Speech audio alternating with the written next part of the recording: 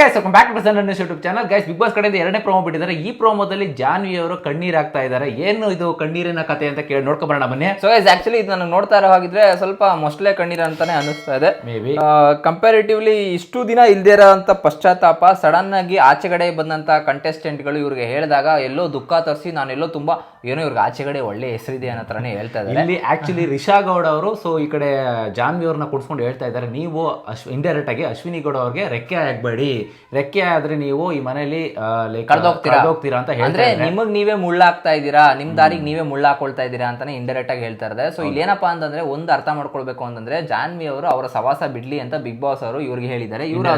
ಇವ್ರು ಅದನ್ನ ಇಂಡೈರೆಕ್ಟ್ ಆಗಿ ಹೇಳ್ತಾ ಇದ್ದಾರೆ.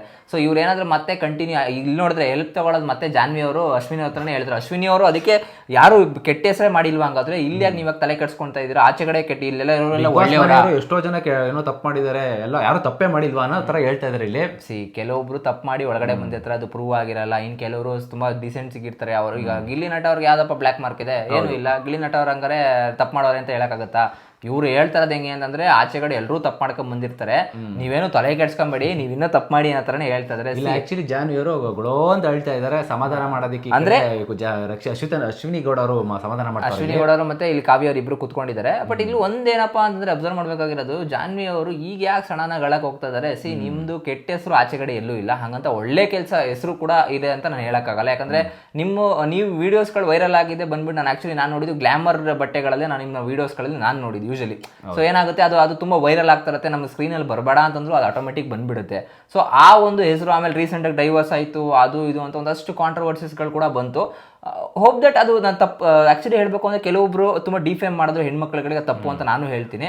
ಬಟ್ ಇಲ್ಲಿ ಮನೆ ಒಳಗಡೆ ಬಂದ ಮೇಲೆ ನೀವು ಬಿಗ್ ಬಾಸ್ ಮನೆ ಒಳಗಡೆ ನಿಮ್ಮ ಹೆಸರನ್ನ ಇನ್ನೂ ಡಬಲ್ ಮಾಡ್ಕೊಳ್ಳುವಂತ ಅಂದ್ರೆ ಪಾಸಿಟಿವ್ ಆಗಿ ಮಾಡ್ಕೊಳ್ಳುವಂತ ಶಕ್ತಿ ಆ ಸ್ಟೇಜ್ ನಿಮ್ ಕೈಯಲ್ಲಿದೆ. ಆ ಸ್ಟೇಜ್ಗೂ ಅಷ್ಟು ಶಕ್ತಿ ಇದೆ. ಲಾಸ್ಟ್ ನಾವು 2 ಸೀಸನ್ ಇಂದ ನಾವು ನೋಡಿದ್ವಿ ಡ್ರೋನ್ ಪ್ರತಾಪ್ ಅವರು ಹೆಂಗೆ ಆಚ ಕಡೆ ಕೆಟ್ಟವರಾಗಿರೋ ಮನೆ ಒಳಗಡೆ ಬಂದ್ಮೇಲೆ ಎಷ್ಟು ಒಳ್ಳೆಯವರು, ಜನ ಹೆಂಗೆ ಪ್ರೀತಿ ಮಾಡಕ್ ಸ್ಟಾರ್ಟ್ ಮಾಡ್ಕೊಂಡ್ರು ಅಂತ. ಸೇಮ್ ಅದೇ ರೀತಿನೇ ನೀವು ಕೂಡ ಇಲ್ಲಿ ನಿಮ್ದು ಆಚ ಕಡೆ ಏನು ಅಂತ ಏನಿಲ್ಲ. ಸೊ ನೀವು ಮನೆ ಒಳಗಡೆ ನೀವು ನಿಮ್ಮನ್ನ ಕೆಟ್ಟದಾಗಿ ಅದರಿಂದ ಆಚ ಕಡೆ ಬರ್ಲಿ ಅಂತ ಲಾಸ್ಟ್ ಈಗ ಸುದೀಪ್ ಸರ್ ಹೇಳಾಯ್ತು. ಈ ಕಡೆ ಈಗ ಬಂದು wild card entry Risha Gowda ಅವರು ಕೂಡ ಹೇಳ್ತಾ ಇದ್ದಾರೆ. ಸೊ ಅದರಿಂದ ನೀವು ಎಚ್ಚೆತ್ಕೋಬೇಕು ಅಷ್ಟೇ. ಇಲ್ಲಿ ಅಶ್ವಿನಿ ಗೌಡ ಅವ್ರಿಗೂ ಏನ್ ಕೆಟ್ಟ ಹೆಸರಿಲ್ಲ. ಆಕ್ಚುಲಿ ಆಚೆ ಕಡೆ ತುಂಬಾ ಒಳ್ಳೆ ಹೆಸರು ಇತ್ತು. ಮನೆ ಒಳಗಡೆ ಬಂದಾಗ ಸ್ಟಾರ್ಟಿಂಗ್ 1 ವೀಕ್ ನಾನು ಸ್ವಲ್ಪ ಇಲ್ಲಪ್ಪ ಒಂಥರ ಸಖತ್ ಮಹಿಳೆ ಇವರು, ಒಂಥರ ಡೇರ್ ಅಂಡ್ ಡ್ಯಾಶಿಂಗ್ ಖಡಕ್ ಆಗಿದ್ದಾರೆ. ಬಟ್ ಅದು ಒಳ್ಳೆ ರೀತಿ ಇಲ್ಲ ಅಷ್ಟೇ, ಇನ್ನೇನಿಲ್ಲ. ಒಳ್ಳೆ ರೀತಿ ಹೋಗ್ತಾ ಅಪ್ಪ ಅವರು ಯಾರು ನಮ್ಮ ರಕ್ಷಿತಾ ಶೆಟ್ಟಿ ಅವರಿಗೆ ಸುಮ್ಮನೆ ನಾಗಾವಲ್ಲಿ ದೆವ್ವ ಅದು ಇದು ಅಂತೆಲ್ಲ ಬ್ಲಾಕ್ ಮಾರ್ಕ್ ಹಾಕೋಕ್ ಹೋದ್ರು, ಅದು ಅವ್ರ ಮೇಲೆ ಬಂತು ಇಲ್ಲಿ. ಸೊ ಆ ರೀತಿ ಬೇಡ ಅಂತ ಅಷ್ಟೇ ಇಲ್ಲಿ. ಒಂದು ಪಾಸಿಟಿವ್ ವೇಲ್ ಹೋದ್ರೆ ಎಲ್ಲಾನು ಒಳ್ಳೇದಾಗುತ್ತೆ, ಜನಗಳು ಕೂಡ ಅದೇ ರೀತಿ ಸಪೋರ್ಟ್ ಮಾಡ್ತಾರೆ. ನೆಗೆಟಿವ್ ಆಗಿ ಹೋಗ್ತಾ ಇದೀರಾ ಅಂತಂದ್ರೆ ಖಂಡಿತವಾಗ್ಲೂ ಜನಗಳು ಏನ್ ಮಾಡ್ತಾರೆ, ನಿಮ್ಗೆ ಬೈಯೋದಂತೂ 100% ಆಲ್ರೆಡಿ ತುಂಬಾ ಜನ ಕಮೆಂಟ್ ಸೆಕ್ಷನ್ ಅಲ್ಲಿ ಹೋಗಿ ಒಂದೊಂದು ತರದಲ್ಲಿ ಬೈತಾ ಇದ್ದಾರೆ. ನಾನು ಅಬ್ಸರ್ವ್ ಮಾಡ್ತಾ ಇರ್ತೀನಿ, ನಮ್ಮ ಕಮೆಂಟ್ಸ್ ಅಲ್ಲೂ ಕೂಡ ಅದನ್ನೇ ಬೈತಾ ಇರ್ತಾರೆ. ಬಟ್ ನಾವು ಎಂಡ್ ಆಫ್ ದಿ ಡೇ ಏನಂತಂದ್ರೆ ಆಟದ ತರ ನೋಡ್ಬೇಕು ಅಂತ ಅನ್ಕೊಳ್ತಾ ಇರ್ತೀವಿ. ಬಟ್ ಕೆಲವೊಂದ್ಸತಿ ತುಂಬಾ ಪರ್ಸನಲ್ ಆಗು ತಗೊಳ್ತೀವಿ, ಯಾಕಂದ್ರೆ ಅಷ್ಟು ಇನ್ವಾಲ್ವ್ಮೆಂಟ್ ಇರುತ್ತೆ ಗುರು. ನಮಗೂ ಬಿಗ್ ಬಾಸ್ ನೋಡ್ತಾ ಇರ್ಬೇಕಾದ್ರೆ ನೀವು ನೋಡ್ತಾ ಇದ್ದೀರಾ, ನಾವೊಬ್ರೇನಾ ಅಂತ ಅನ್ಕೊಳ್ಳಿ, ಇದೊಂದು ಹೇಳ್ತಾರದು ಬಿಗ್ ಬಾಸ್ ನೋಡ್ತಾ ಕೆಲವೊಂದ್ಸತಿ ಅವ್ರಿಗೂ ಬೈತಾ ಇರ್ತೀವಿ ತಪ್ಪಿದ್ರೆ, ಏನಾಗ ಹಂಗೆ ಮಾಡ್ತಾ ಇದ್ದಾರೆ ಇವರು ಅನ್ನೋ ಹತ್ರನೇ ಮಾತಾಡಿರ್ತೀವಿ. ಸೊ ಅದು ನಿಮಗೂ ಆಗಿದೆಯಾ, ಅನುಭವ ಆಗಿದೆ, ಕಮೆಂಟ್ ಮಾಡಿ ತಿಳಿಸಿ. ಅದು ಗೊತ್ತಿಲ್ಲ ನನಗೆ, ಯಾಕಂದ್ರೆ ತುಂಬಾ ಇನ್ವಾಲ್ವ್ಮೆಂಟ್ ಇದ್ದಾಗ ಆ ಒಂದು ಕ್ಯಾರೆಕ್ಟರ್ ಮೇಲೆ ನಮಗೆ ಅಷ್ಟು ಒಲವು ಬರುತ್ತೆ.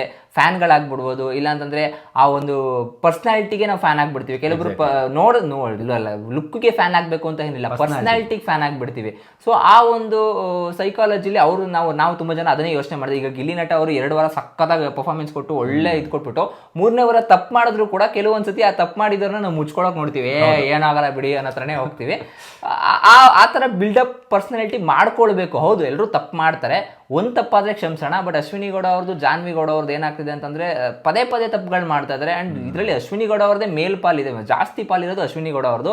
ಈಗ ರೆಕ್ಕೆ ಅದೇನೆ ಜಾನ್ವಿ ಗೌಡ ಅವ್ರದ್ದು ಏನಾಗ್ತದೆ ಅಂತಂದ್ರೆ, ಅಶ್ವಿನಿ ಗೌಡ ಅವ್ರನ್ನ ಎಲಿಮಿನೇಟ್ ಆಗಕ್ಕೆ ಮುಂಚೆ ಜಾನ್ವಿ ಗೌಡ ಅವ್ರನ್ನೇ ತೆಗೆದಾಕ್ಬಿಡ್ಬೇಕು, ಎಲಿಮಿನೇಟ್ ಮಾಡಿ ಅನ್ನೋ ರೇಂಜಿಗೆ ಬಂದಿದ್ದಾರೆ ಅಂತಂದ್ರೆ ಅವ್ರು ಯೋಚನೆ ಮಾಡಬೇಕು, ಈಗ ನನ್ನ ಗೇಮ್ನ ಹೆಂಗಪ್ಪ ಚೇಂಜ್ ಮಾಡ್ಕೊಳ್ಳೋದು, ಇಲ್ಲಿ ನಾನು ಫ್ರೆಂಡ್ಶಿಪ್ ಮಾಡ್ಕೊಳಕ್ ಬಂದಿಲ್ಲ. ಅಂಡ್ ಇವ್ರು ಏನು ಹೇಳ್ತಿದ್ದಾರೆ ಅಂತಂದ್ರೆ, ಆಚೆಗಡೆ ಅಶ್ವಿನಿ ಗೌಡ ಅವ್ರಿಗೇನೋ ಪರ್ಸನಲ್ ಆಗಿ ಡೈವರ್ಸ್ ಆಗಿದೆ ಅಂತೆ, ಇವ್ರಿಗೂ ಕೂಡ ಡೈವರ್ಸ್ ಆಗಿರೋದು ನಿಮ್ಗೆ ತುಂಬಾ ಜನ ಗೊತ್ತಿದೆ ಆಲ್ರೆಡಿ ಮ್ಯಾಟರ್ಗಳು. ಸೊ ಅದರಿಂದ ನಾನು ಮನೆ ಒಳಗಡೆ ಬಂದಾಗ ಇವ್ರಿಗೆ ನಾನು ತುಂಬಾ ಕನೆಕ್ಟೆಡ್ ಆದೆ ಅಂತಂದ್ರು.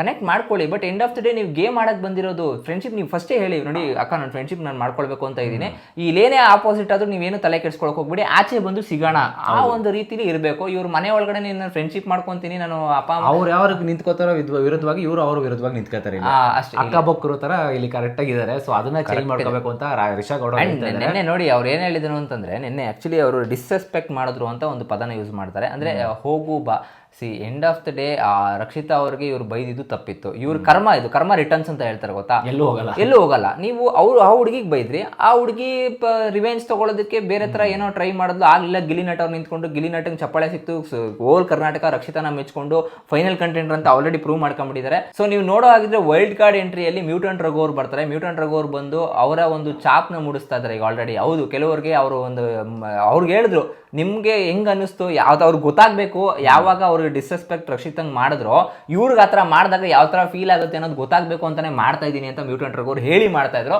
ಅದು ನನಗೆ ತುಂಬಾ ಇಷ್ಟ ಆಯ್ತು. ಹೌದು, ಕೆಲವೊಂದ್ಸತಿ ಗೊತ್ತಾಗ್ಬೇಕು, ಇವ್ರಿಗೂ ಗೊತ್ತಾಗ್ಬೇಕಲ್ಲ, ಒಂದ್ಸಲ ಬಿಸಿ ಮುಡಿಸ್ಬೇಕಲ್ವಾ, ಈ ತರ ಡಿಸ್ರೆಸ್ಪೆಕ್ಟ್ ಮಾಡಿ ಮಾತಾಡಿದಾಗ ಹೆಂಗ್ ಅನ್ಸುತ್ತೆ, ಯಾವ ತರ ಫೀಲ್ ಆಗುತ್ತೆ ಅಂತ ಅವ್ರಿಗೆ ಅರ್ಥ ಆಗ್ಬೇಕು.